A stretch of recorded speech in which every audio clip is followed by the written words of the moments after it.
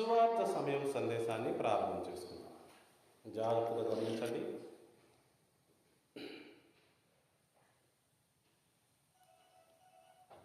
సువార్త సమయం సందేశము అందరి కోసం అండి, అందరి కోసం అంటే అన్యజనులందరి కోసం. ప్రపంచంలో ఉన్న ప్రతి ఒక్కరూ ఈ యొక్క సందేశాన్ని వినొచ్చు. కానీ బైబిల్లో ఉన్న అన్ని పుస్తకాలు, ప్రతి ఒక్క విషయము, ఇన్ఫర్మేషను అందరి కోసం కాదు. పరిశుద్ధులైన వారి కోసం రాయబడిన విషయాలు ఉన్నాయి. పరిశుద్ధులు ఇంకా కాకుండా ఉన్నవారు, అంటే దేవుని రాజ్య పౌరులు ఇంకా ఎవరైతే కాలేదో వారి కోసం కొన్ని విషయాలు రాయబడి ఉన్నాయి. అంటే ఎవరు ఏ విషయాలు వినాలో ఆ విషయాలే వినాలి. ఓకే, సో కాబట్టి అందరూ జాగ్రత్తగా అర్థం చేసుకోవాలి. దేవుని వాక్యము ఎవరు ఏది చదివి తెలుసుకోవాలి, ఏది విని అర్థం చేసుకోవాలి. అన్ని విషయములు అందరికీ కాదు. అందుకే యేసుప్రభువారు ఉపమానాలు చెప్పాడు, చిన్న చిన్న స్టోరీలు అన్నమాట. ఆ స్టోరీలు ఎందుకు చెప్తున్నావు ప్రభువా, మరి మామూలుగా ప్లెయిన్గా చెప్పొచ్చు కదా అని శిష్యులు అడిగారు. అప్పుడు యేసుప్రభువారి సమాధానం ఏంటి? వారికి ఈ లోతైన పరిశుద్ధ సంగతులు అర్థం కావు, కాబట్టి వారికి ఈ చిన్న చిన్న ఉపమానాలు మాత్రమే చెప్పాలి అని యేసుప్రభువారు స్పష్టంగా చెప్పారు. ఇప్పుడు బయట ప్రపంచంలో ఉన్న వారికి ఆరాధన అంటే ఏమర్థమవుతుంది? ఇప్పుడు మనం ఇక్కడ సంఘముగా కూడి ఉన్నాము అంటే మనం ఇక్కడ పాటలు పాడి, ఆరాధించి, స్తుతి చేసి, దేవుని నామాన్ని మహిమపరిచి ఏదో చేస్తున్నామని అందరూ అనుకుంటారు. ఆరాధన అంటే వారి అభిప్రాయం ఇది. చాలామంది పాటలు పాడటమే ఆరాధన అనుకుంటారు, లేకపోతే ఒక గంట సేపు స్తుతి స్తుతి స్తుతి స్తుతి స్తుతి స్తుతి అని చెప్పటమే స్తోత్రం చేయడం అనుకుంటారు. నీవు నోటితో చేసే స్తుతి కేవలము వ్యర్థము అన్న సంగతి నీకు తెలుసా? నీవు పాటలు పాడి ఆరాధన ఆరాధన అనేది దేవునికి ఆరాధన కాదు. దేవుని లేఖనాల ప్రకారం ఎవరు నిజముగా ఆరాధించారో కూడా తెలుసుకుంటే మనకు అర్థమవుతుంది. చాలామంది చాలా రోజుల్లో ఆరాధన చేస్తూ ఉంటారు. కొంతమంది ఆదివారం ఆరాధన చేస్తూ ఉంటారు, కొంతమంది బుధవారం చేస్తూ ఉంటారు, కొంతమంది శుక్రవారం చేస్తూ ఉంటారు. ఇంతకీ ఆరాధన అంటే ఏంటి? దేవునికి పాటల ద్వారా, నోటి స్తుతుల ద్వారా చేసేదేనా ఆరాధన అంటే? అదేనా బైబిల్ చెప్తున్నది? ఇది అర్థం కావాలంటే దేవుని నిజమైన శుభవార్త అర్థం కావాలండి. యేసు ప్రభువారు ఊరూరా గ్రామ గ్రామం తిరిగి చెప్పిన శుభవార్త ఎవరికైతే అర్థమవుతుందో వారు మాత్రమే నిజమైన ఆరాధన తెలుసుకుంటారు మరియు నిజమైన ఆరాధన చేయగలరు. మిగతా వారందరూ మోసపోతున్నారు. 4వ శతాబ్దంలో క్రీస్తు ఆరాధన మొదలుపెట్టారు, అది కూడా తప్పే. ఈ లోకంలో ఆరాధన అంటే ధూపము వేయటం, పాటలు పాడటం, స్తుతి స్తుతి స్తుతి అని చెప్పటం, ఇంకేదో రకరకాల షో చేయటం ఆరాధన అనుకుంటున్నారు. అది వాక్యానుసారం కాదు, అది తప్పు. వర్షిప్ లీడర్స్ ఉన్నారు ఇక్కడ, అంటే అందరినీ ఆరాధనలో నడిపిస్తారంట. ఆరాధనలో ఎవరు నడిపించకూడదు. నిజమైన ఆరాధన అంటే ఏంటో ఈ రోజున తెలుసుకుందాం. అది తెలియాలి అంటే యేసు ప్రభువారు చెప్పిన శుభవార్త నీకు అర్థం కావాలి. యేసు క్రీస్తు వారు ఏ శుభవార్త చెప్పారు? మత్తయి సువార్త 4వ అధ్యాయము 17వ వచనం. క్రీస్తు చెప్పిన శుభవార్త తెలియకుండా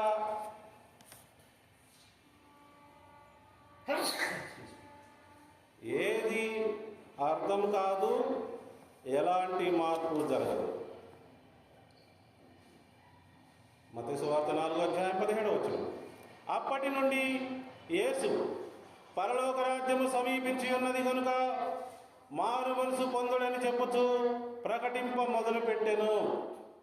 దేవుని రాజ్యము సమీపించి ఉన్నది, ఆ విషయం చెబుతూ అందరికీ ప్రకటింప మొదలుపెట్టాడు యేసు ప్రభువారు. ఇప్పటికైనా రియలైజ్ అవ్వండి. మారు మనసు పొందడం అంటే అది రియలైజ్ అవ్వండి, నేను ప్రకటించుచున్నది, దాని ప్రకారం మీరు రెస్పాండ్ అవ్వండి అని యేసు ప్రభువారు ప్రకటింప మొదలుపెట్టారు. నెక్స్ట్ అదే అధ్యాయము 23 చూద్దాం. యేసు వారి సమాజ మందిరములో బోధించుచు దేవుని రాజ్యమును గూర్చిన సువార్తను ప్రకటించుచు ప్రజలలోని ప్రతి వ్యాధిని రోగమును స్వస్థపరచుచు గలిలయ అందంతటా సంచరించెను. సో యేసు ప్రభువారు సంచరిస్తూ గలిలయ ప్రాంతం అంతా సంచరిస్తూ ప్రకటించిన శుభవార్త అర్థం కావాలి. అది అర్థం కాని ఎడల ఎవరికి మారు మనసు రాదు, పశ్చాత్తాపం రాదు, నిత్య జీవము రాదు, ఏమీ దేవుని నుండి కలుగదు. యేసు ప్రభువారు చెప్పిన ఈ శుభవార్త అందరికీ అర్థం కావాలి. నెక్స్ట్ లూకా సువార్త 4:43. ఆయన నేను ఇతర పట్టణముల్లోనూ దేవుని రాజ్య సువార్తను ప్రకటింపవలెను. గలిలయ ప్రాంతంలో నేను ప్రకటించాను కదా, అయిపోయిందా సువార్త పరిచర్య? నో. ఇతర పట్టణాల్లో కూడా, గలిలయ ప్రాంతంలో లేని పట్టణాలు చాలా ఉన్నాయి. అక్కడ యెరూషలేము కూడా ఉన్నది. యెరూషలేము గలిలయ ప్రాంతంలో లేదు. ఇప్పుడు యెరూషలేముకు వెళ్ళాలి నేను, అక్కడ కూడా దేవుని రాజ్య సువార్త ప్రకటించాలి అని ఇండైరెక్ట్గా యేసు ప్రభువారు చెప్తున్నారు. అందరూ గమనించాలి. నేను ఇతర పట్టణముల్లోనూ దేవుని రాజ్య సువార్తను ప్రకటింపవలెను, ఇందు నిమిత్తమే నేను పంపబడితేనని వారితో చెప్పాను. వినుచున్న మీకు అర్థమవుతుందా? క్రీస్తు ప్రకటించిన శుభవార్త is the key to everything. అదే అన్నిటికీ మూలము అని నేను మీకు మనవి చేస్తూ ఉన్నాను. అలాగే లూకా 8:1 వెంటనే ఆయన దేవుని రాజ్య సువార్తను తెలుపుచు ప్రకటించుచు ప్రతి పట్టణంలోనూ ప్రతి గ్రామంలోనూ సంచారం చేయుచుండగా, చాలా స్పష్టంగా భక్తుడైన లూకా రాస్తున్నాడు. ఈయన దేవుని రాజ్య సువార్తను ప్రకటిస్తూ వెళ్తున్నాడు. ఎక్కడెక్కడ ప్రకటిస్తూ వెళ్తున్నాడు? ప్రతి పట్టణంలోనూ ప్రతి గ్రామంలోనూ. ఈ రోజున మతము ప్రకటించుతున్న శుభవార్తకి, యేసు ప్రభువారు ప్రకటించిన శుభవార్తకి చాలా తేడా ఉందండి. భూమికి ఆకాశానికి ఉన్నంత తేడా ఉందండి. ఆ శిలువ సువార్త, ఆ పునరుద్ధాన సువార్త, ఆ పుట్టినరోజు సువార్త, అవి ఎక్కడండి బైబిల్లో? యేసు ప్రభువారు ప్రకటించింది దేవుని రాజ్య శుభవార్త. నీకు అర్థం కాలేదా? మీ బోధకుడికి కూడా అర్థం కాలేదా? అర్థం కాకపోతే రక్షణ లేదు సుమా. అర్థం కాకపోతే ఆరాధన అర్థం కాదు, అర్థం కాకపోతే ప్రార్థన అర్థం కాదు, అర్థం కాకపోతే సంఘం అర్థం కాదు, అర్థం కాకపోతే ఏమీ అర్థం కాదు బైబిల్లో. ఈ శుభవార్త మనందరికీ అర్థం కావాలి. ఎవరిని బలవంతం చేయలేదండి యేసు ప్రభువారు. వింటున్నారా నేను చెప్పే మాటలు? ఎవరిని కూడా యేసు ప్రభువారు బలవంతం చేయలేదు, జస్ట్ ప్రకటించాడు అంతే. మీరు ఇష్టమైతే వినండి, మీకు ఆసక్తి ఉంటే వినండి, అంతేగాని మీరు ఖచ్చితంగా వినాలని మైకులు పెట్టి మీ చెవుల్లో పెట్టి బలవంతంగా మీ చేత దీన్ని పాటింపజేయడానికి యేసు ప్రభువారు రాలేదు. ఎవరిష్టం వాళ్ళదండి. మైకులు పెట్టి గోల చేయకూడదండి. ఒక ఎంటర్టైన్మెంట్ లాగా ప్రకటించాలండి.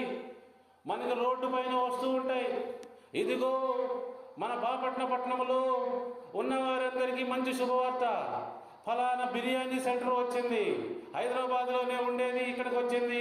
గ్రామ ప్రజలందరికీ శుభవార్త, మీరు ఇప్పుడు ఆ బిర్యానీని మీ అందుబాటులోకి తీసుకొచ్చాము, తినవచ్చు, మీరు తక్కువ రేట్లో మీరు తినవచ్చు అని అడ్వర్టైజ్మెంట్ చెప్పినట్టుగానే యేసు ప్రభువారు దేవుని రాజ్య సువార్తని అడ్వర్టైజ్మెంట్ లాగా ప్రకటించారు. ఎవరిని పడితే వారిని బలవంతంగా నమ్మమని అనకూడదండి, తప్పది. బలవంతంగా ఎవరిని కూడా దేవుని మార్గంలోకి తీసుకురాకూడదు. నువ్వు చేసుకున్న పండగలు కూడా ఇతరుల మీద రుద్దకూడదు. నీ పండగ నువ్వు చేసుకో, ఇతరుల్ని డిస్టర్బ్ చేయకూడదండి. యేసుప్రభువారు ప్రకటించారు అంతే. ఇశ్రాయేల్ కంట్రీలో ప్రతి పట్టణంలో ప్రతి గ్రామంలో ఆయన సంచారం చేస్తూ ప్రకటించారు. ఎంతమందికి అర్థమైంది?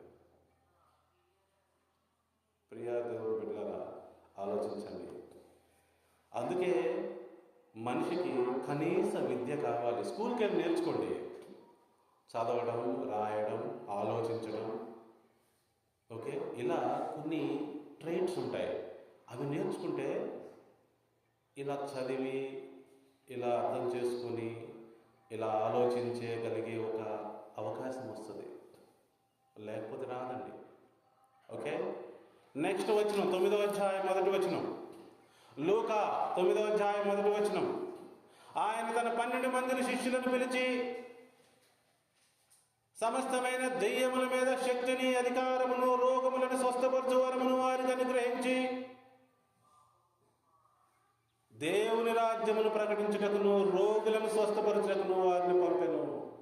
ఎంత స్పష్టంగా భక్తుడైన లూకా రాస్తున్నాడు, అర్థమవుతుందా?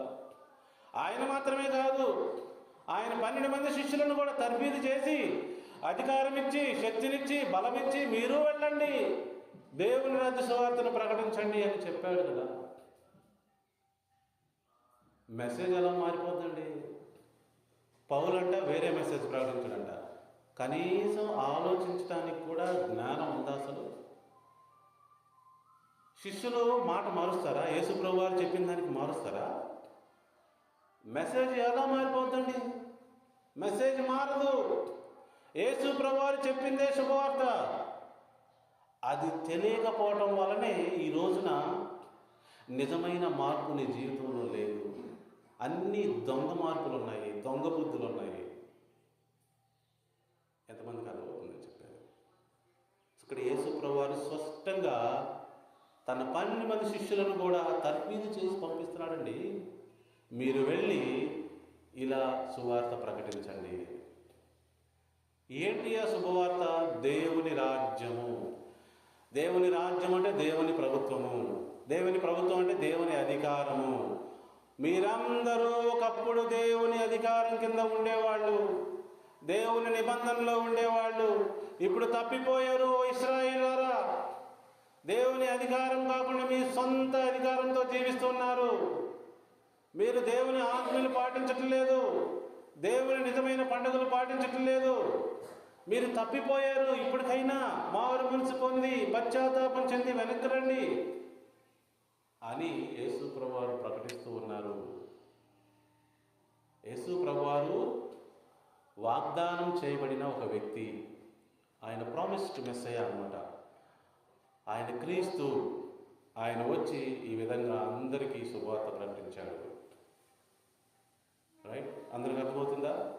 అయితే 4వ శతాబ్దంలో వచ్చిన ఒక ఇన్స్టిట్యూషనలైజ్డ్ రిలీజియన్ ఏదైతే ఉందో, ఓకే, సంస్థాగతమైన ఒక మతము ఒక ఏర్పాటు చేయబడినప్పుడు అప్పటి నుంచి మొత్తం మారిపోయింది. ఏంటి, ఈ మధ్య ఏదో పాట ఒకటి వస్తుంది, కథ మొత్తం మార్చగలవు, ఏదైనా చేయగలవు. చాలామంది చేస్తున్నారు, అపవాది కూడా చేసింది, కథ మొత్తం మార్చేసింది 4వ శతాబ్దంలో. కథ మొత్తం మార్చేసింది, ఏదేదో చేసేసింది, మనుషులను ఆఫ్ ట్రాక్ చేసేసింది, మోసంలోకి నడిపించేసింది, మాయలోకి నడిపించేసింది. అధికారంలో ఉన్నవారు చేశారు దాన్ని.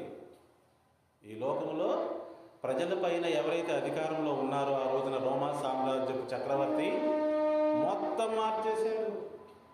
ఎంతమందికి అర్థమవుతుంది? సో దేవుని రాజ్య సువార్త అంటే ఏంటో చాలా క్లుప్తంగా చెప్తాను, తర్వాత ఆరాధన ఎక్స్ప్లెయిన్ చేస్తాను. దేవుని రాజ్యము అంటే దేవుని యొక్క సన్నిధి, దేవుని యొక్క దేశము. ఒకప్పుడు మానవుడు ఏదైనా తోటలో ఉండేవాడు, అది దేవుని సన్నిధి, దేవుని యొక్క రాజ్యం అన్నా అదే. ఏదైనా తోట అంటే, ఏదను అంటే దేవుని సముఖము, తోట అంటే ఆర్డర్. దేవుని సముఖములో ఆర్డర్లో ఉండేవాడు. అందరికీ అర్థమవుతుందా? ఆ తర్వాత ఎప్పుడైతే వీరు దేవుని ఆజ్ఞని అతిక్రమించారో, పండు తినటం వల్ల కాదు వీళ్ళు బయటకు వచ్చింది, దేవుని యొక్క ఆజ్ఞని అతిక్రమించారో వీరు పాపములో పడిపోయి శాపములు తెచ్చుకున్నారు. ఆ శాపముల్లో భాగమే ఏంటవి?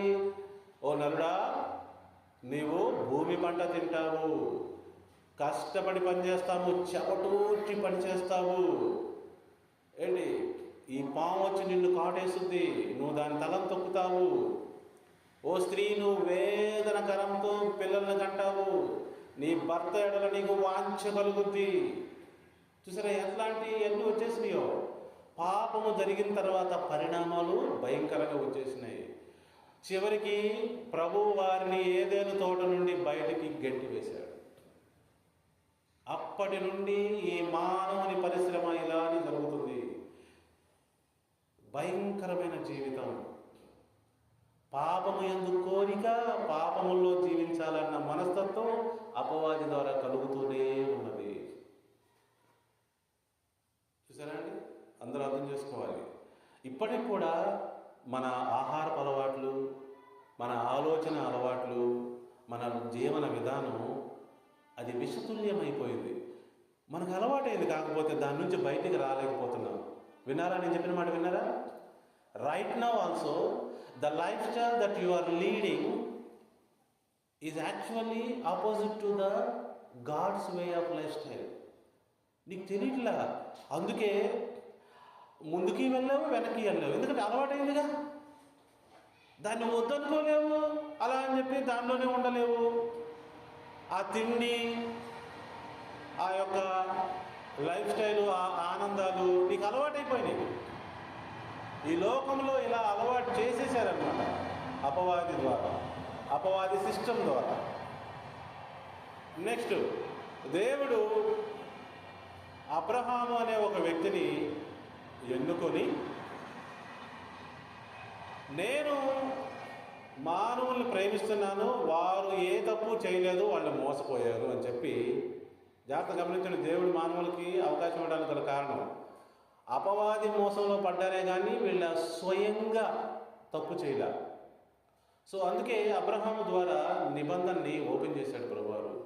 మానవులు ఇక రక్షించబడటానికి రెడీగా ఉన్నారు, నీకు వాగ్దానం చేస్తున్నాను, నీ యొక్క సంతానము ద్వారా అంటే ఈ ప్రపంచం మొత్తం రక్షణలోకి వస్తుంది, నువ్వు వస్తావు, నీ ద్వారా ఈ ప్రపంచం మొత్తం రక్షణలోకి వస్తుంది అని చెప్పేసి వాగ్దానం చేసి, అప్పుడు దేవుడు మోషే కాలములో ఒక రాజ్యమును అనుగ్రహిస్తాడు. అది దేవుని రాజ్యం అండి. దేవుని రాజ్యమే ఇశ్రాయేలుకి ఇచ్చారు. గమనించుకోవాలి అందరూ.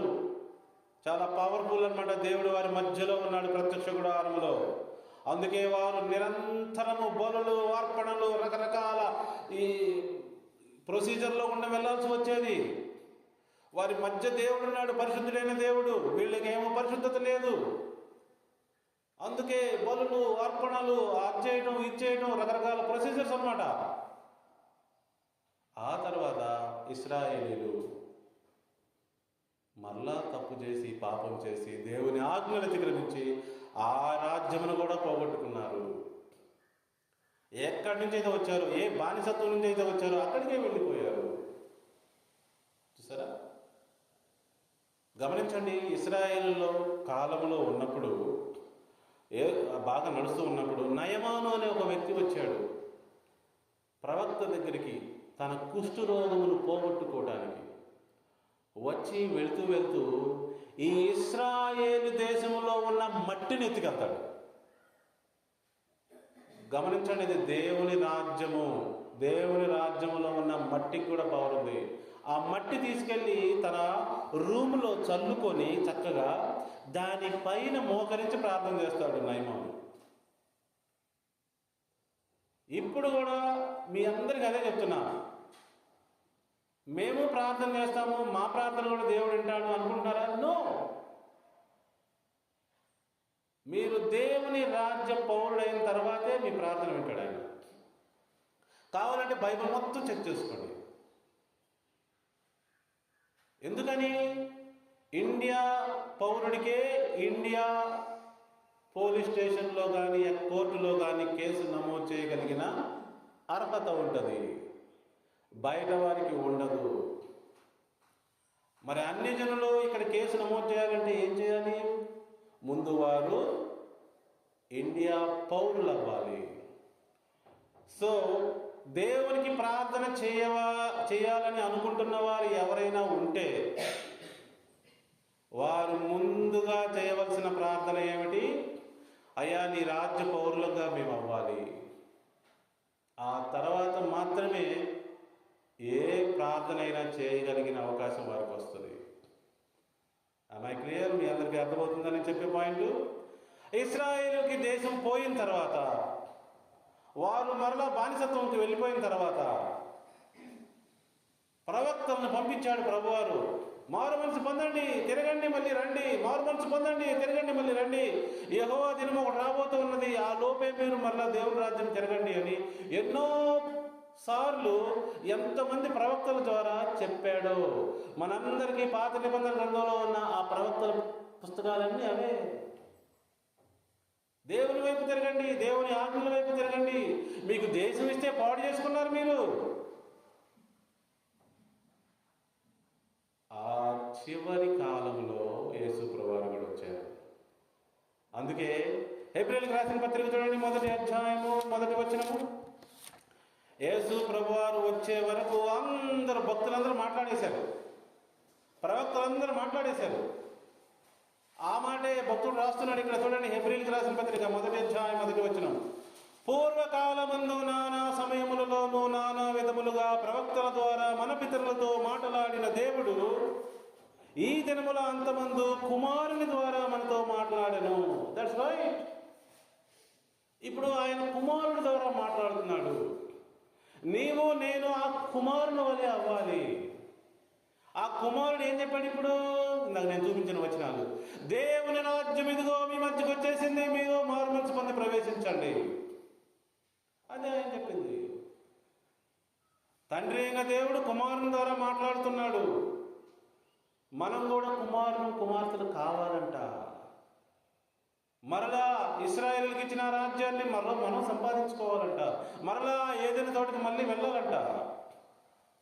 ఈ లోకంలో ఉండి అహంకారంతో, అసూయతో, బుర్ర తక్కువతనంతో, బుద్ధిహీనతతో, ఈ లోకంలో ఉన్న హంగులు, ఆర్భాటాలు అవన్నీ కావాలని కోరికలతో, గొప్పతనముతో, గవర్నమెంట్ జాబ్ అంటే గొప్పతనముతో, అందము వెంట సొల్లుగార్చుకుంటూ వెళ్ళుచు, 6 ప్యాక్ అందము, సౌందర్యము దాని వెంట తిరుగుతూ, నానా విధములైన పాపములో పడుతూ, లెగుస్తూ, కింద పడుతూ భయంకరంగా జీవించుచున్న వారిని యేసు క్రీస్తు ద్వారా దేవుడు పిలుచుచున్నాడు. మీరు ఇలాంటి భయంకరమైన పరిస్థితి నుంచి బయటపడచ్చు. నిజంగా అర్థం చేసుకోవాలండి మనందరం. దేవుడు మనల్ని పిలుస్తున్నాడు, మంచి జీవితానికి పిలుస్తున్నాడు. చూడండి, దేవుడు ఎందుకు పిలుస్తున్నాడు తెలుసా? ఈ మతంలో ఏం జరుగుతుందో తెలుసా? దేవుని పేరున వెలిసిన మతంలో, యేసుక్రీస్తు చుట్టూ వెళ్ళిన మతంలో వారు భక్తులైన తర్వాత కూడా వాళ్ళకి ప్రశాంతత లేదండి. వాళ్ళకి ఇంకా టార్చర్ ఎక్కువ అవుతుంది. ఎవరైనాను యేసుక్రీస్తునందు ఉన్న ఎడల వాడు ఖచ్చితంగా సంతోష సమాధానాలతో ఉండాలి. అది లేనప్పుడు ఇంకా అది దేవుని మార్గం కాదు. సంతోషము, సమాధానము మానసికంగా, శారీరకంగా అతనికి కలగాలి. అది కలగకపోతే ఇంకెందుకు దేవుని మార్గము? కానీ నేను చూసిన ఎక్స్పీరియన్స్లో నేను చెప్తున్నాను, మతంలో బాప్తిసాలు పొంది మతంలో భక్తులుగా 10 సంవత్సరాలైనా కూడా వారి జీవితంలో నెమ్మది లేదు, వారి జీవితంలో సమాధానం లేదు, వాళ్ళ కుటుంబము సరిగా లేదు. ఎక్కడ వేసిన గొంగలు అక్కడే ఉన్నది, ఎక్కడి పాపం అక్కడే ఉన్నది, ఎక్కడి భయంకరమైన అలవాట్లు అక్కడే ఉన్నవి, ఏ మార్పు లేవు.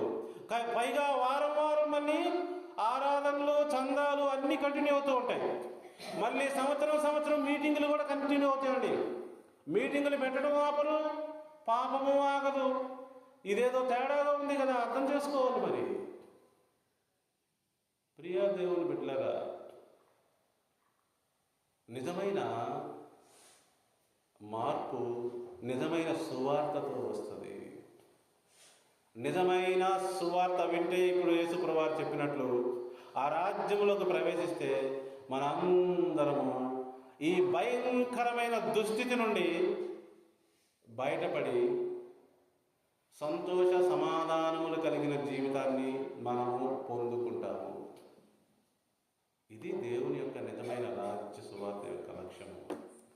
నువ్వు ఎక్కడి నుంచి వచ్చావో ఆ దేశం నీకు గుర్తుంటే నువ్వు అక్కడికి వెళ్తావు.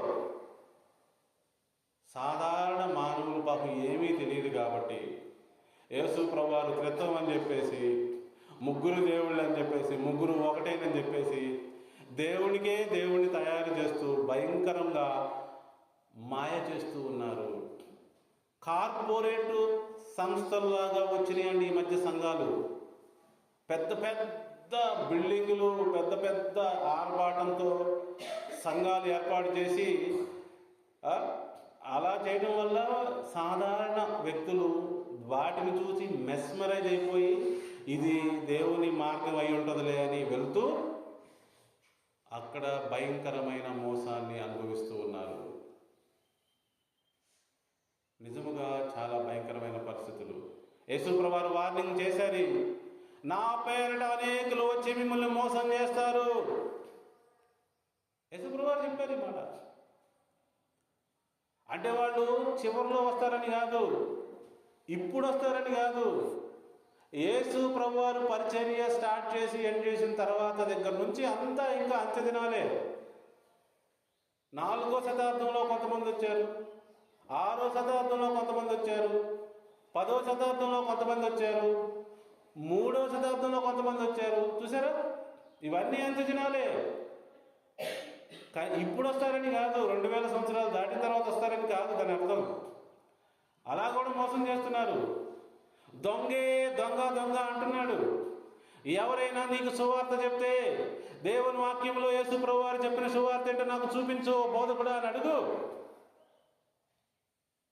పాపం అమాయకులైన సాధారణ మనుషులు ఇంత జ్ఞానయుక్తంగా ఉండరు కాబట్టి హంగు ఆర్భాటం చూసి ఆయన చుట్టూ 4 పెద్ద పెద్ద వ్యక్తులు ఉంటే, తర్వాత మంచి డ్రెస్సు, ఇక్కడ గొప్ప గొప్ప ఒక డ్రెస్ కోడ్ ఉండి ఒక అంగీలాగా వేసుకొని చూస్తే మెస్మరైజ్ అయిపోయి నమ్ముతున్నారు,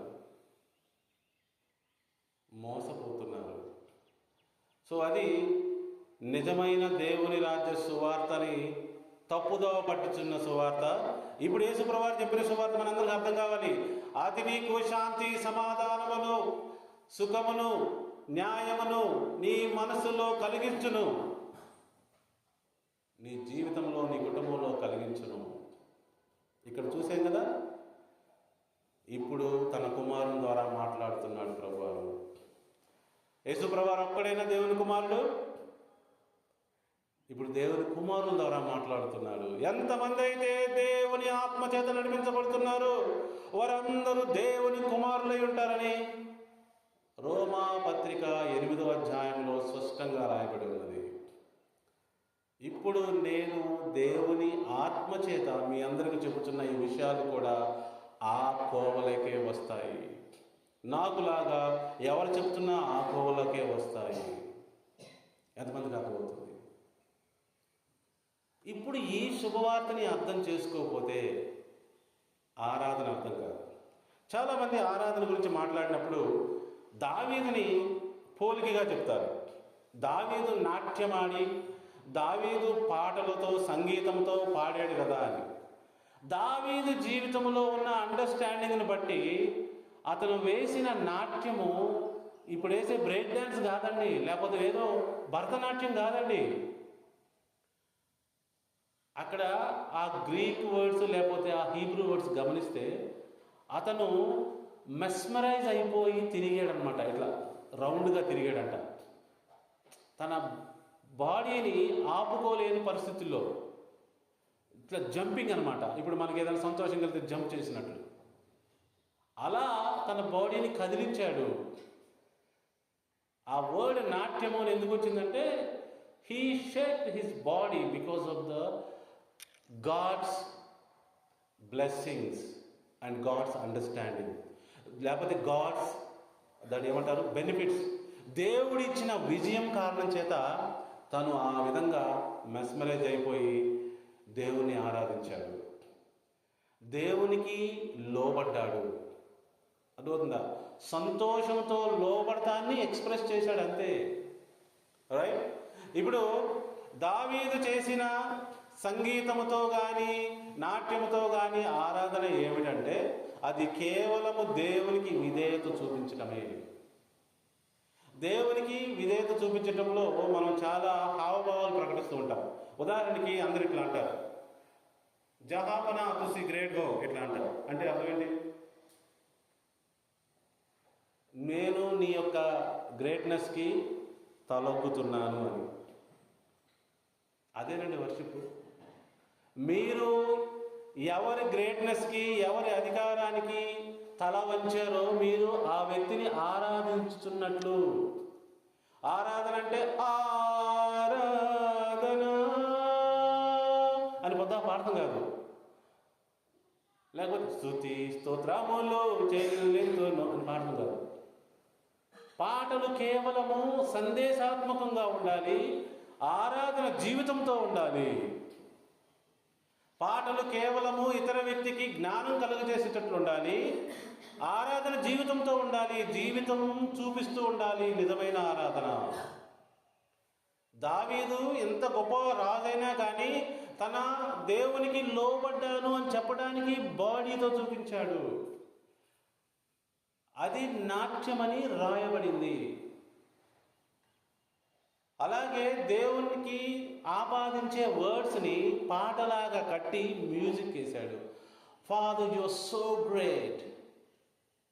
తండ్రి నువ్వు ఎంత గొప్పవాడివి, నీ మాట ఎంత గొప్పది.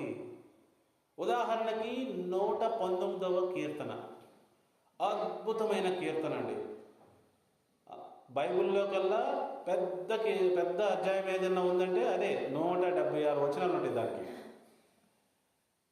ఎంత ఎక్స్ప్లెనేషన్ చేశాడంటే దేవుని యొక్క ధర్మశాస్త్రం గురించి, దేవుని యొక్క మాట గురించి అది ఒక పాటలా కట్టేశాడు, ఒక మ్యూజిక్ ఇచ్చాడు దానికి.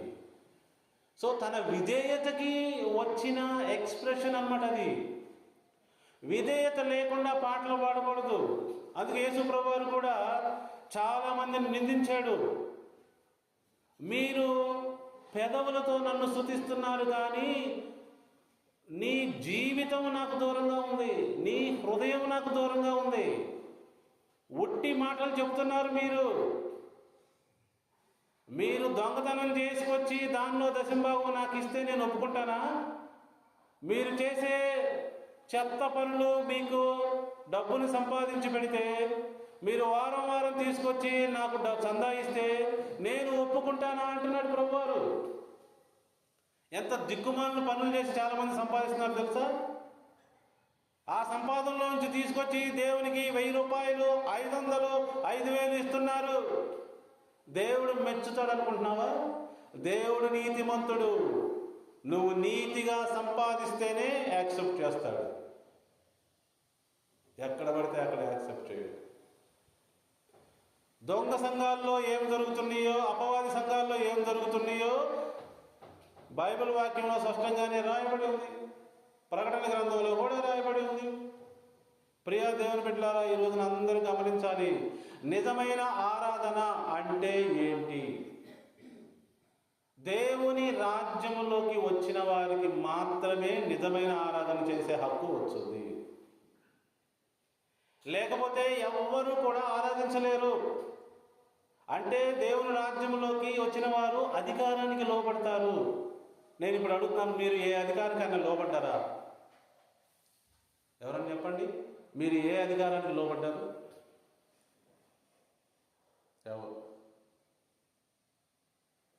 ఏ అధికారానికి లోబడ్డావు నువ్వు? ఏం చేస్తున్నావు దేవుని అధికారం కింద నుండి? దేవుడు చెప్పినట్టు. ఇంకేం అధికారం లేదా? ఇండియాలో ఇండియన్ అధికారానికి లోబడుతున్నావా లేదా? చట్టానికి లోబడుతున్నావా లేదా?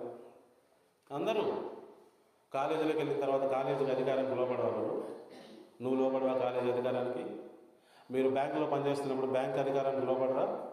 సో అందరూ ఏదో ఒక అధికారానికి లోబడుతున్నారు ఈ ప్రపంచంలో. వారందరూ కూడా ఆ అధికారాన్ని వర్షిప్ చేస్తున్నట్టే. నువ్వు ఏ అధికారానికైతే బౌడౌన్ అవుతున్నావో అప్పుడు నువ్వు ఆరాధించుతున్నట్లు దేవుని వాక్యం ప్రకారం. Worship is not music or rituals. ఆచారం కాదు వర్షిప్ అంటే, మ్యూజిక్ కాదు ఆరాధన అంటే. అధికారానికి లోబడటమే, విధేయత చూపించటమే. యేసు ప్రభు వారు కూడా ఆరాధించారండి. చూద్దామా? హెబ్రీయులకు రాసిన పత్రిక 5వ అధ్యాయంలో 7వ వచనం. శరీరధారి అయి ఉన్న దినములలో మహారోదనముతోనూ కన్నీళ్లతోనూ తన్ను మరణము నుంచి రక్షింపగలవానికి, అథారిటీకి ప్రార్థనలను యాచనలను సమర్పించి భయభక్తులు కలిగి ఉన్నందున అంగీకరింపబడెను. ఆయన కుమారుడయ్యుండియో తాను పొందిన శ్రమల వలన విధేయత నేర్చుకొనెను. బౌడౌన్ అవడం నేర్చుకున్నాడంట, ఆరాధించడం నేర్చుకున్నాడంట. యేసు ప్రభువారు విధేయత నేర్చుకున్నాడు. ఆయనకి రాదా? ముందే తెలీదా? నేర్చుకున్న వాళ్ళకి అంతకుముందు రాదని అర్థం. ఆ విషయం కూడా, చిన్న విషయం కూడా అర్థం కాకపోతే నేనేం చేయలేదు. ఆయన నేర్చుకున్నాడు. ఈ రోజున దేవుని రాజ్యములోకి ఎవరైతే ప్రవేశించారో వారు దేవుని అధికారానికి కట్టుబడి ఉన్నారు. వారు మాత్రమే దేవుని ఆరాధించుతున్నట్టు లెక్క. ఎవరైతే దేవుని అధికారానికి ఈ రోజున కట్టుబడి లేరో, దాని ప్రకారం నడుచుకుంటూ లేదో, వారు దేవుణ్ణి ఆరాధించటం లేదు అని అర్థము. ఆరాధన అంటే నీ అధికారాన్ని గుర్తించడం, దానికి లోబడటం. అనండి అందరూ. ఆరాధన అంటే అధికారాన్ని గుర్తించటం, దానికి లోబడటం. అంతే సింపుల్. మీరు మీ అధికారిని గుర్తించారా? నా దగ్గర వచనాలు ఉన్నాయి, అయితే సమయం చాలదని చెప్పేసి నేను క్లుప్తంగా చెప్తున్నాను. యెషయా గ్రంథంలో, ఆమోసు గ్రంథంలో, కీర్తన గ్రంథంలో ఇవన్నీ కూడా వచనాలు. హీబ్రూ వర్డ్ ఏం రాయబడిందో కూడా నేను చెప్తాను ఆరాధనకి. ఓకే? వర్షిప్ ఇన్వాల్వ్స్, ఇంగ్లీష్లో చెప్తున్నా, allegiance, obedience, loyalty to the ruler. ఇది వర్షిప్ అంటే. నిన్ను ఎవరైతే పాలిస్తున్నారో, అధికారిగా ఉన్నారో నీ మీద, అతనికి నువ్వు లాయల్టీగా ఉండటమే ఆరాధన అంటే. పాట పాడటం కాదు, మ్యూజిక్ వేసి డ్యాన్స్ వేయటం కాదు. ఆరాధన గుర్తుపెట్టుకోండి అందరూ. ఏ అధికారికైతే నువ్వు లోపడ్డావో ఆ అధికారికి కరెక్ట్గా విధేయతను చూపించినప్పుడు నువ్వు ఆరాధించుతున్నట్టు లెక్క. మిగతా సందర్భాల్లో నువ్వు చేయుచున్నది ఆరాధన కాదు, అది మోసము. Worship is governmental and covenantal. So ఎవరైతే గవర్నమెంట్లో ఉంటారో వారికి సంబంధించినది ఆరాధన అంటే. ఎవరైతే నిబంధనలోకి వస్తారో, అగ్రిమెంట్లోకి వస్తారో వారికి సంబంధించినది ఆరాధన అంటే. అంటే ఈ లోకంలో జరుగుతున్న మత ఆరాధన, క్రీస్తు ఆరాధన అన్నీ కూడా కేవలం ఫాల్స్, తప్పు. అవి నా మాట వినకుండా నన్ను పొగుడుతున్నారే అన్నాడు యేసుప్రభువారు. నా మాట విని కదా మీరు చేయాల్సింది ఆరాధన. కానీ నోటి మాటతో కేవలం నన్ను పొగుడుతున్నారే, అది కేవలము వ్యర్థము వ్యర్థము వ్యర్థము అన్నాడు ప్రభువు. అందరూ అర్థం చేసుకోవాలి. వచనం నేను చూపించాలి కానీ సమయం లేదు, ముందుకెళ్తున్నాను. Worship and authority are interlinked. Where there is no authority there is no worship. ఎక్కడైతే ప్రభుత్వము, అధికారము, అథారిటీ లేదో అక్కడ వర్షిప్ అనేది ఉండదు. అందరికి అర్థమైందా? ఇప్పుడు అర్థమైందా? భార్యకి భర్త దేవుడు పెట్టిన అథారిటీ. ఇన్ ఎసెన్స్ వాళ్ళు కూడా ఆరాధిస్తూ ఉంటున్నారు. కేవలం నీకు ప్రేమ కలిగినప్పుడే ఆరాధన పాటలు పాడతాం కాదు, సినిమాలో లాగా. అధికారం అర్థమైనప్పుడు నువ్వు నిజంగా నీ భర్తని ఆరాధిస్తున్నట్టు లెక్క. తెలుసా మీకు? అర్థమైందా? So worship is connected to authority and ownership. ఏమండి? రాసుకోండి. Worship is connected to authority and ownership. A king is honored because he rules and owns the kingdom. ఇక్కడ యేసు ప్రభువారు దేవుని రాజ్యానికి రాజు అయినప్పుడు ఆయనకి మనం లోబడటం అనేది చేస్తే అదే ఆరాధన. యేసు ప్రభువారికి కూడా ఆరాధన చెందుతుంది. కానీ మీరు అనుకున్నట్టు ఆరాధన కాదు, ఆ క్రీస్తు ఆరాధన కాదు, ఆ బాలయేసు ఆరాధన కాదు, ఆయన అధికారానికి లోబడటమే. హలో, ఎంతమందికి అర్థమైంది? యెహోవా అంటే యావే, ఆయన సోర్స్ ఆఫ్ అథారిటీ.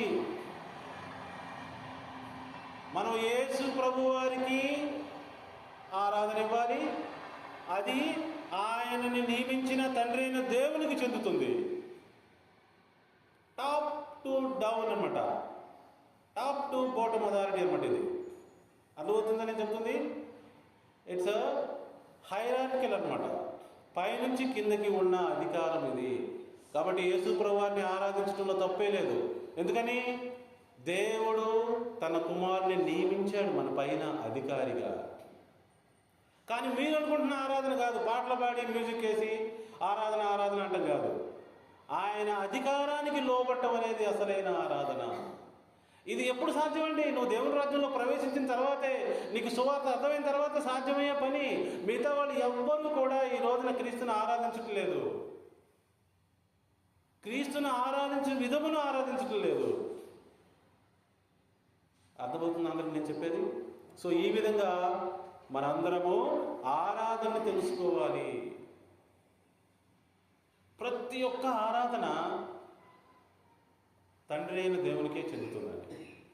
ఈవెన్ యేసు ప్రభువారికి మనం ఇచ్చే ఆరాధన కూడా తండ్రి అయిన. ఎలాగో చెప్తాను చూడండి. నా కింద 4 మేనేజర్స్ ఉన్నారు. ఆ 4 మేనేజర్స్ని ఒకళ్ళు విజయవాడ, ఒకళ్ళు విశాఖపట్నం, ఒకళ్ళు తిరుపతి, ఒకళ్ళు నెల్లూరు పంపాను చక్కగా పనిచేయమని చెప్పి. ఓకే, సో వాళ్ళందరూ పనిచేస్తున్నారు. అక్కడ వాళ్ళు వారికి విధేయత చూపిస్తున్నారు చక్కగా. ఆ వ్యక్తికి విధేయత చూపిస్తున్నారు అక్కడ జనాలందరూ ఆయా సిటీల్లో. వీళ్ళేమో ఈ 4 నాకు విధేయత చూపిస్తున్నారు. ఆ ప్రజలు వారికి విధేయత చూపిస్తే వారిని ఆరాధించినట్టు, మరి వీరు నాకు విధేయత చూపిస్తున్నారు కాబట్టి వీరు నన్ను ఆరాధించినట్టు. సో అసలైన ఆరాధన ఎవరికి చెందుతుంది? ఇప్పుడు నాకు చెందుతుంది. ఎందుకంటే వీళ్ళు నా కింద ఉన్నారు 4, వీరి కింద చాలామంది ఉన్నారు. అలానే అసలైన ఆరాధన తండ్రి అయిన దేవునికి చెందుతుంది. ఎందుకంటే ఆయన చేత నియమించబడిన వ్యక్తులు ఎవరైనా సరే ఆరాధనకు అర్హులే. ఆ ఆరాధన తండ్రి అయిన దేవునికి చెందుతుంది. ఎంతమందికి అర్థమైంది? ప్రభు అయిన యెహోవా లేకపోతే యావే, ఆయన ఎవరు? క్రియేటర్, ధర్మశాస్త్రం ఇచ్చినవాడు, న్యాయాధిపతి, సమస్తానికి ఓనర్. మరి ఆయనకి చెందకుండా ఎవరికి చెందాలి ఆరాధన? సో యావే alone has absolute authority. యావే alone qualifies for the absolute worship. ఇంగ్లీష్లో చెప్పాను. సో యెహోవాయే అన్నిటికీ ఓనర్ అయినప్పుడు అన్నిటి యొక్క ఆరాధన ఆయనకే చెందాలి. ఈవెన్ యేసు ప్రభువు ద్వారా కూడా. How many of you understood this? చాలా లెవెల్స్ ఉన్నాయండి ఆరాధన చేయటంలో. ఇప్పుడు నేను నియమించిన మేనేజర్ని ఒక వ్యక్తి వచ్చి, బా మీ వల్ల ఈ కంపెనీ రన్ అవుతుందండి, మీరు అసలు హ్యాట్స్ ఆఫ్ గ్రేట్ అని అన్నారనుకోండి, ఆ వ్యక్తి దాన్ని యాక్సెప్ట్ చేయకూడదు మేనేజర్. నిజానికి ఆయన పైన అధికారిని నేనున్నాను కదా, ఆయన లేదయ్యా యాక్చువల్ అధికారి ఆయన కింద రన్ అవుతున్నాం మేమందరం అని ఆ మేనేజర్ చెప్పాలి. అలా చెప్పకుండా ఆ వ్యక్తి తీసుకున్నాడు అనుకోండి, ఆ రెస్పెక్ట్, అది నా లెవెల్ రెస్పెక్ట్ని ఈ మేనేజర్ తీసుకుంటున్నట్టు. That means there are levels of worship. అందరికి అర్థమైందా? Levels of respect and worship. అందరికి అర్థమైందా? సో మేనేజర్ లెవెల్లో గౌరవం ఉన్నది, సిఇఓ లెవెల్లో గౌరవం ఉన్నది ఏంటి, తర్వాత ఓనర్ లెవెల్లో గౌరవం ఉన్నది. ఓనర్ లెవెల్లో గౌరవాన్ని తీసుకొచ్చి మేనేజర్ లెవెల్లో గౌరవం ఇవ్వకూడదు. ఇప్పుడు బ్యాంకులో చక్కగా క్యాషియర్ బాగా పనిచేస్తాడండి, రెస్పెక్ట్ ఇస్తాం ఆయనకి, చాలా నమ్మకంగా చేస్తున్నాడు, చాలా హ్యాట్స్ ఆఫ్, మీరు లేకపోతే బ్యాంకు లేదనకూడదు. అట్లా కాదు, అది అది పెద్దోళ్ళకి సంబంధించిన రెస్పెక్ట్. మీరేం చెప్పాలి, మీరు లేకపోతే ఈ క్యాషియర్ రన్ అవుతానని, ఈ ఏరియా రన్ అవుతానని. సో ఎవరి ఏరియా రెస్పెక్ట్ వాడితే లెవెల్స్ ఆఫ్ రెస్పెక్ట్ ఉన్నాయి ఇక్కడ. ఎవరికి చెందవలసిన ఆరాధన వారికి చెందవలను. ప్రతి ఒక్కటి మళ్ళీ అసలైన అధికారికి వెళుతుంది ఆటోమేటిక్గా. ఎంతమందికి అర్థమవుతుందని చెప్తుంది.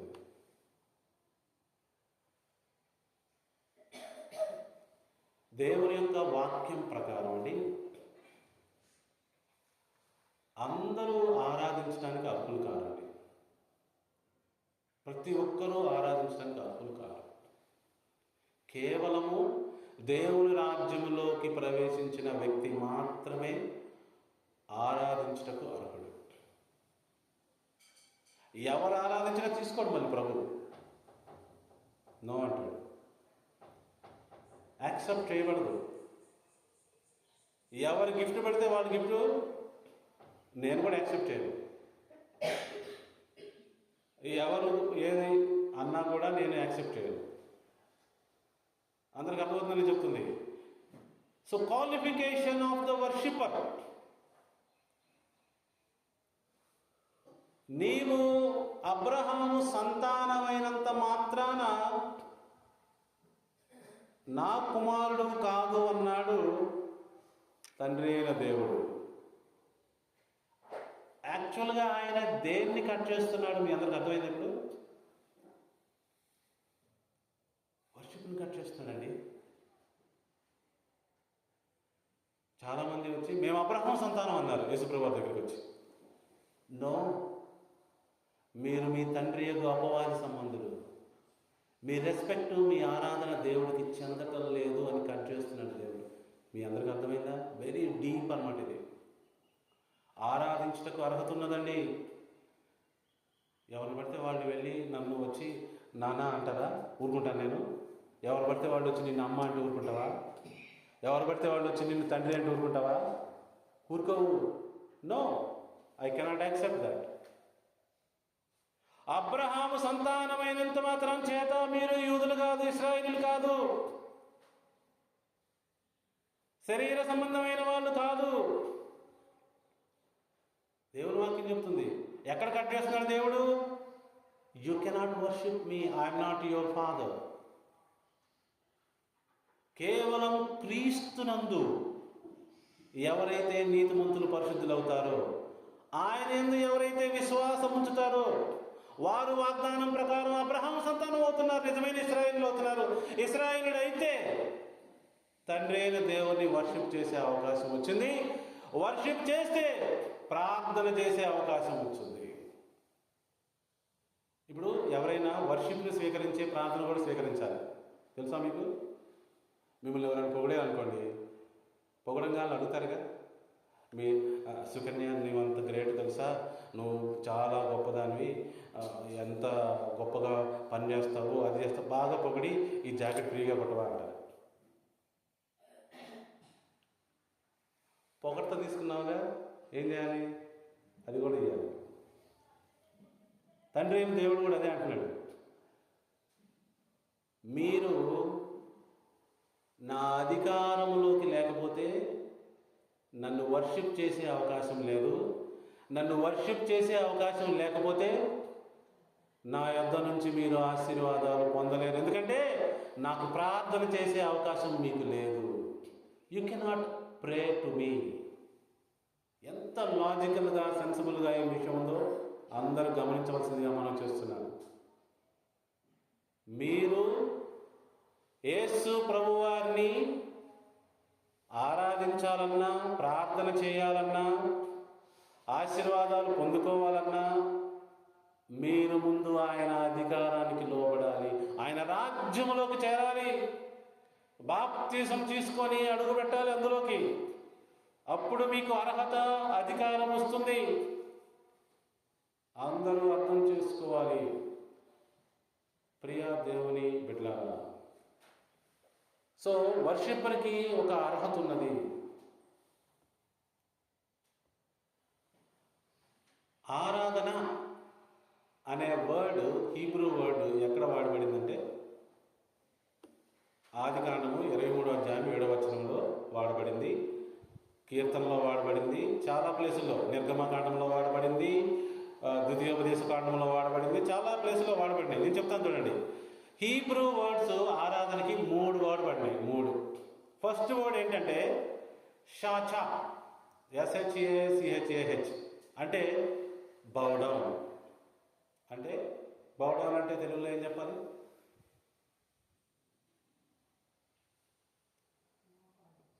మోకరించటము, సాష్టాంగపడటం. సాష్టాంగపడటం స్పిరిచువల్గా దాన్ని ఎలా చెప్పచ్చు? అధికారానికి లోబడటం. అది యాక్చువల్గా వర్డ్ వాడబడింది హీబ్రూలో.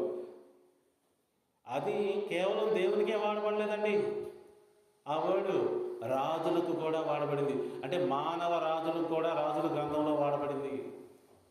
చాలామంది రాజులకు వాడబడింది ఈ వర్డ్. అంటే అధికారం ఎక్కడ ఉంటుందో అక్కడ వర్షిప్ ఉంటుందని చెప్తున్నాను నేను. రెండో వర్డ్ ఏంటంటే సర్వింగ్ అంటారు, సేవ. సేవకులు సేవ చేస్తారు కదా, మీకు సేవ చేసే భాగ్యం నాకు ఇచ్చినందుకు థ్యాంక్స్ అంటారే, అది కూడా వర్షిప్పే. దాని హీబ్రూ వర్డ్ ఏంటంటే అబాడ్, ABAD, అబాడ్. ఇది నిర్గమకాండంలో వాడబడింది. ఇది ఎక్కువగా సేవ అనే వర్షిప్ మందిరం ఉందే, దేవుని మందిరం, అందులో పనిచేస్తున్న వారు ఎక్కువగా ఈ వర్డ్ వాడారు. నెక్స్ట్ ఏంటంటే మూడవది ఇయర్, YARE, ఇయర్. ఇది అద్భుతంగా ఇచ్చే గౌరవం అనమాట, టాప్ లెవెల్ గౌరవం. భయముతో కూడిన వినయం, భయభక్తులు అంటారే అదనమాట. ఇది ద్వితీయోపదేశ కాండంలో వాడబడింది. ఇవి హీబ్రూ వర్డ్స్. గ్రీక్ వర్డ్స్ కూడా ఉన్నాయి దీనికి. PROKSUNEO అంటే ప్రోస్క్యూనియో. ఇది కూడా సేమ్ హీబ్రూ ఫస్ట్ వర్డ్కి సమాంతరం అనమాట, బౌ డౌన్. ఎంతమందికి అర్థమవుతుంది నేను చెప్పేది? సో ఇలా ఇంకొక వర్డ్ సర్వీస్ కోసం గ్రీకులో వాడబడిన వర్డ్ అంటే LATREUO, లెట్రియో. అది గ్రీక్ వర్డ్. ఇది సేవ, సర్వీస్ చేసే వాళ్ళకి ఆరాధన వర్డ్గా వాడబడింది. లాస్ట్ వర్డ్ నాకు చూపించాను కానీ ఏర్ అని హీబ్రూలో. గ్రీక్ దానికి సమాంతరం ఏంటంటే సెబోమై. ఇది గ్రీక్ వర్డ్. ఇదేంటి? భయముతో కూడిన, భయభక్తులతో కూడిన ఆరాధన నిర్వచిస్తూ ఉంటుంది. ఈ విధంగా ఏది కూడా మ్యూజిక్ అని కానీ, పాటలని కానీ, రిచువల్ ఆరాధన చేయడం కానీ ఆరాధనగా బైబిల్లో చెప్పబడలేదు. ఈ వర్డ్స్ వాటికి సంబంధించినవి కానే కాదు. ఎంతమందికి అర్థమైంది? సో కాబట్టి అందరూ దేవుని రాజ్య సువార్త విని అర్థం చేసుకొని లైఫ్ను బాగు చేసుకుంటే ఆరాధించగలిగే అవకాశం వస్తుంది. నిజమైన ఆరాధన చేసే అవకాశం వస్తుంది. చాలామంది అంటే ఆరాధింతును స్తుతించెదను ఆ ప్రభునామము అట్లా పాడతారు. నీ పాట బాగుంది, నీ రాగం బాగుంది, నీ మ్యూజిక్ బాగుంది, నిజమే బాగుంది, కానీ నీ జీవితం ఆరాధనకి అర్హతగా లేదు. అది తప్పు ఆరాధన.